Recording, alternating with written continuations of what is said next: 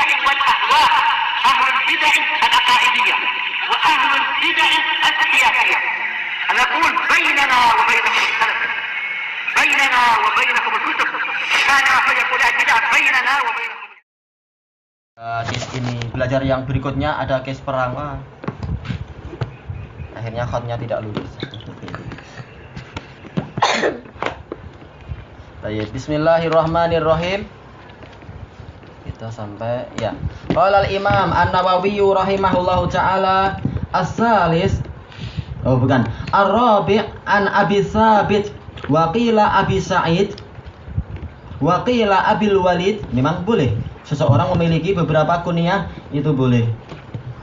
Walaupun tentunya jangan terlalu banyak, nanti orang jadi kebingungan orang lain.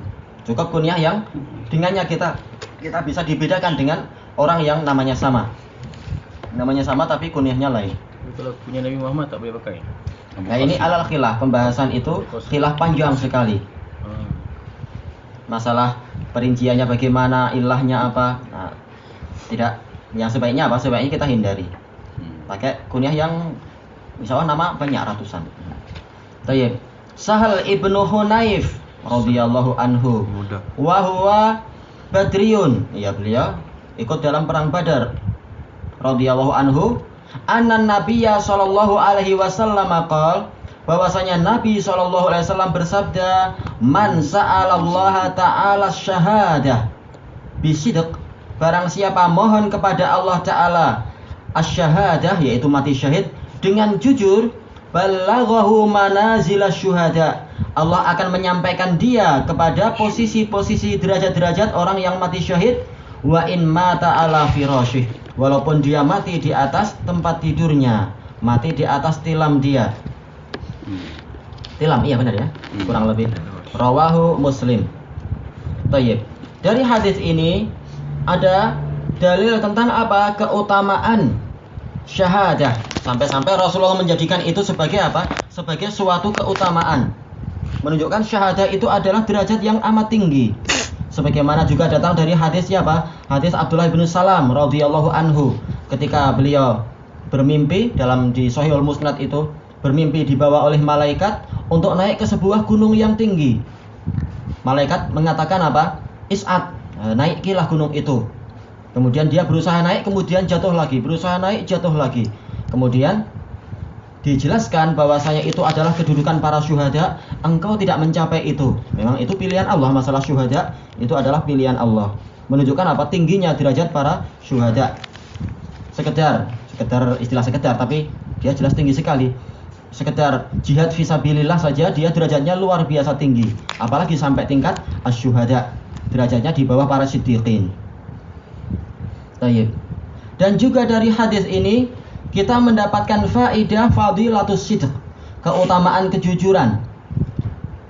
Sehingga apa? Menunjukkan di antara keutamaannya apa? Seseorang walaupun amalannya itu tidak mencapai amalan orang yang berbuat syahadah, tapi kalau dia betul-betul jujur dengan hatinya mohon kepada Allah, Allah tahu hatinya itu jujur ingin mendapatkan itu, meskipun dia matinya di atas pembaringan, makanya apa? Tetap dia akan mencapai derajat syahadah. Dia beriman akan apa? Akan keutamaan syahadah, keutamaan jihad fisabilillah. Tapi dia juga apa? Beriman akan perintah Rasul untuk tidak melakukan pemberontakan, untuk tidak bikin jihad bikin-bikinan itu, jihad buatan. Tidak ada jihad syar'i, sudah kita bikin peledakan aja di kota-kota. Itu bukan jihad namanya. Nah, dia sabar untuk tidak melakukan perusakan. Tapi dia betul-betul mohon kepada Allah derajat syuhada, maka dia akan mencapai itu walaupun mati di atas pembaringan. Menunjukkan apa? Keutamaan kejujuran. Bisa mampu dengan seizin Allah menyampaikan seseorang kepada derajat yang dia minta tadi, walaupun amalannya secara zahir tidak melakukan itu. Dan dari hadis ini pula kita mendapatkan faidah al-fadhail tunalu bid-du'a, bahwasanya keutamaan itu dicapai dengan doa, bukan semata-mata dengan kekuatan kita. Berapa banyak orang yang berusaha mencari syahadah tapi tidak mendapatkannya. Memang syahadah itu adalah apa? Adalah pilihan dari Allah Ta'ala. Tetapi ternyata mampu untuk apa? Mungkin boleh untuk dicapai dengan doa. Menunjukkan keutamaan doa. Dengan doa sesuatu yang mustahil menjadi apa? Menjadi bisa terlaksana, bisa tercapai dan diraih. Itu dengan doa. Dan dari hadis ini pula kita mendapatkan faedah karamatullahi ta'ala, yaitu karomnya Allah, kedermawanan Allah. Bahwasanya orang yang meminta dengan jujur, hamba yang memohon dengan penuh kejujuran, maka Allah akan memberikan kepada dia walaupun dohir amalannya itu tidak melakukan itu. Tapi Allah Maha baik. Dan juga dari hadis ini kita mendapatkan faedah bahwasanya asyuhada lahum manazil. Bahwasanya syuhada itu memiliki posisi yang bermacam-macam, bukan hanya manzilah, tetapi bertingkat-tingkat. Tentunya beda syahadah pada zaman sekarang dengan syahadah orang-orang Uhud, orang-orang Badar, orang-orang yang di awal-awal peperangan membela Rasul. Tentunya beda dengan syahadah di zaman-zaman sekarang. Derajatnya tentunya lain-lain. Sesuai dengan apa? Kadar kemurnian hati, kadar akidahnya, dan juga apa? Kadar keperluan dari Islam terhadap kejadian-kejadian tersebut. Karena ada perang yang nilainya luar biasa, yaitu perang Badar. Ada perang yang nilainya tidak sampai setinggi itu, seperti perang-perang yang datang setelah itu. Yang tertinggi memang adalah perang Badar. Menunjukkan bahwasanya kedudukan syuhada itu sendiri bertingkat-tingkat. Yang dijuluki sebagai Sayyidus Syuhada siapa? Hamzah bin Abdul Muttalib. Menunjukkan memang beliaulah yang posisinya tertinggi. Maka istilahnya manazil. Derajat itu bertingkat-tingkat. Kemudian dari hadis ini pula kita mendapatkan faedah, yaitu apa? Tentang masalah kematian. Tidak ada seorang pun yang tahu dia itu mati di atas apa. Ada yang dia itu seperti Khalid ibnul Walid, berperang terus sampai di setiap jengkal badannya itu ada luka.